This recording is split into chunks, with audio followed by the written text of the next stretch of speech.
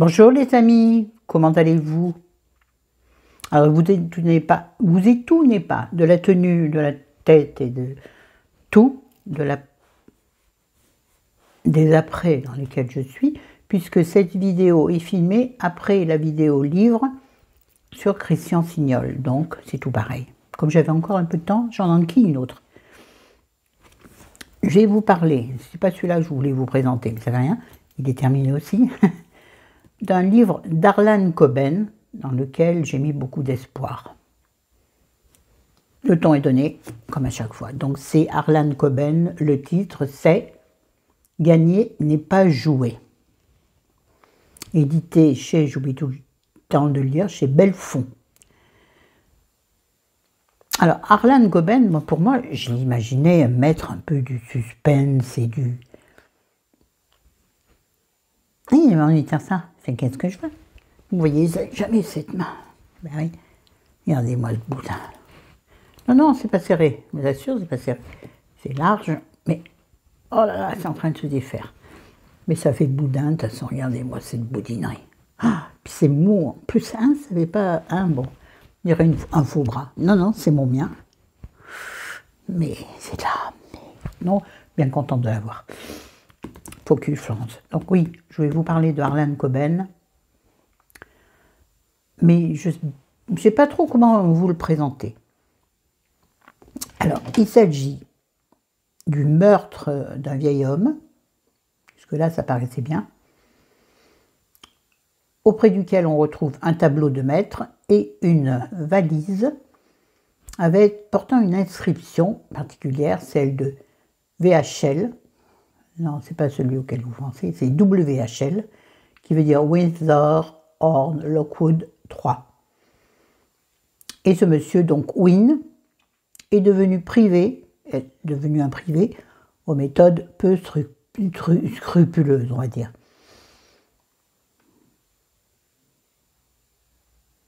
Alors, c'est un imbroglio de pistes, de diverses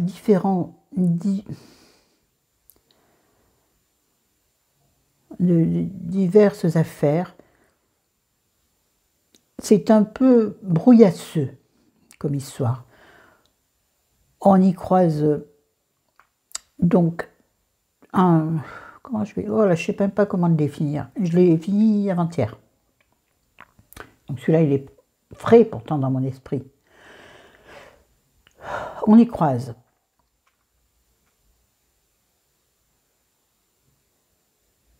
un groupe de terroristes, rien à voir avec ce que nous connaissons, du tout. C'est des terroristes un peu illuminés, un peu style, attention à ce que je vais dire, au bon sens. C'est une année 70, vous voyez, qui veulent... Mais c'était pas du tout les années 70, hein, c'est maintenant.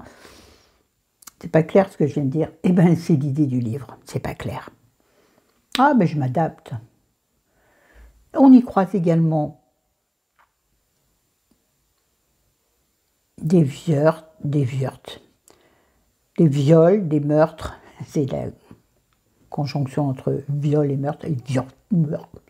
Des viols et des meurtres, dans ce qu'ils appellent la cabane des horreurs. Et on y croise, bien entendu, une certaine catégorie de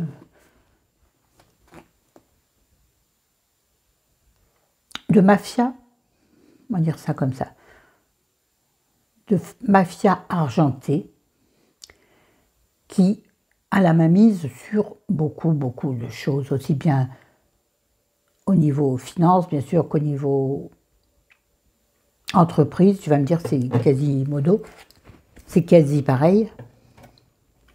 Ouais, je sais, j'ai mal à la main. Oui, j'ai même mal à la main droite. Ben oui, à force, elle compense la main gauche, donc elle est épuisée, la pauvre. C'est comme mon hémisphère droit, il est épuisé. Ah non, c'est l'hémisphère. Je ne sais plus quel hémisphère. C'est l'hémisphère droit qui a été touché. puisque je suis handicapée du côté gauche. On s'en fout, focus. Donc, je me suis vraiment paumée dans cette histoire qui, je vous dis, c'est un imbroglio.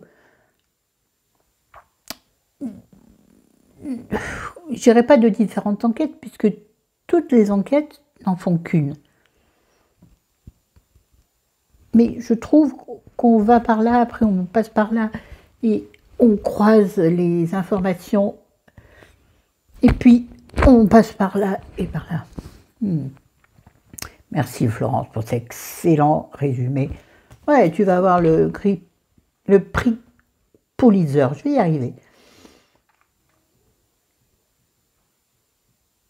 Je me suis ennuyée dans ce livre, sincèrement je me suis ennuyée, parce qu'à force de pinailler et d'essayer de comprendre, ça enlève pour moi tout l'attrait du livre. Ouais, vous savez, j'ai une intelligence limitée. Pardon, ça me démange, j'espère que vous n'avez pas trop entendu le gratouillis. Non, c'est pas que j'ai une intelligence limitée, non, non, mon intelligence est illimitée, c'est comme les forfaits téléphones. Mais par contre, j'ai une patience très limitée. Ouais. Laisser du temps au temps. C'est ce qu'on me disait à l'hôpital. J'avais envie de casser la gueule des gens qui me disaient ça. Oui, mais ça va revenir. Calmez-vous, ça va revenir. Laissez du temps au temps. Focus, Florence. Donc, j'ai aimé ce livre? Non. Mais j'ai aimé la fin, parce que vraiment, j'ai été scotchée.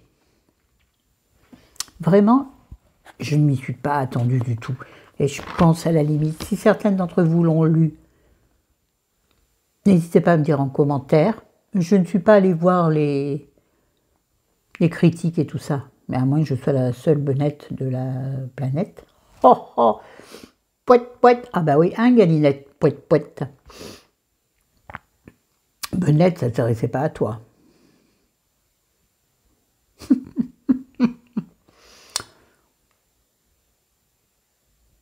Mais j'ai voulu aller où? Je voulais vraiment savoir ce qu'il en était.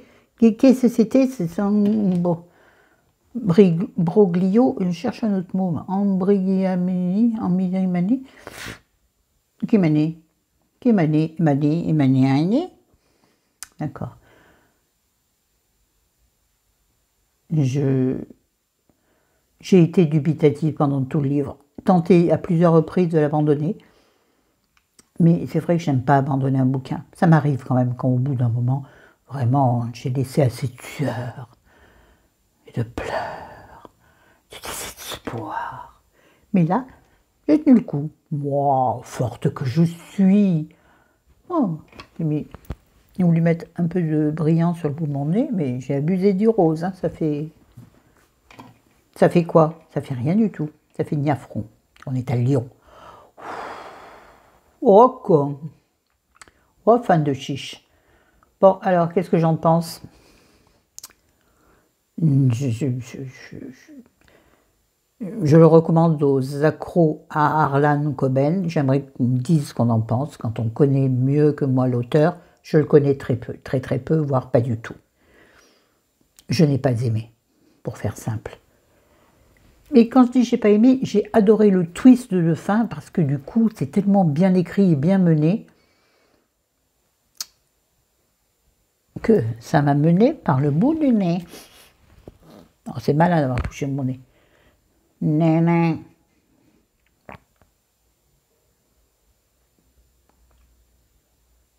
À la limite, je vais dire lisez-le et donnez-moi votre ressenti. C'est bête d'acheter un bouquin à 22,50 €. Avec comment je l'ai vendu, ça m'étonnerait que vous l'achetiez.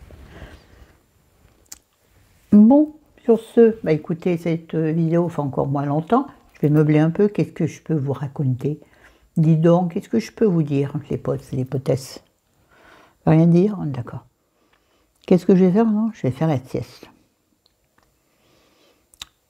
D'abord, je vais aller mettre ma montre à charger.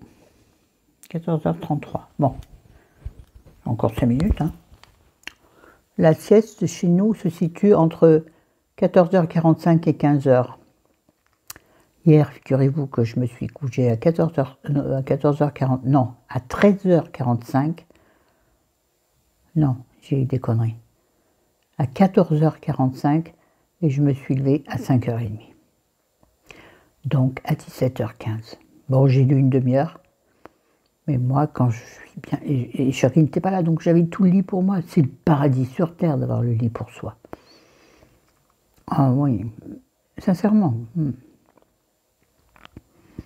Je trouve qu'on ne dort bien que seul dans son lit. Parler de dormir. À mon âge, malheureusement, on ferait presque plus que dormir. Il faut trouver un amant à ma hauteur. Mais bon, ceci est une autre histoire. J'ai encore raconté n'importe où. Non, il y a toujours de la vérité dans ce que je dis, sachez-le. Bon, je me casse, j'en ai marre, c'est normal, moi aussi. Bon, allez, je vais vous laisser, ça fait 2 courtes vidéos, ben c'est pour toutes les autres vidéos. Allez, je vous embrasse, je vous aime, ciao. Bon courage à tout le monde.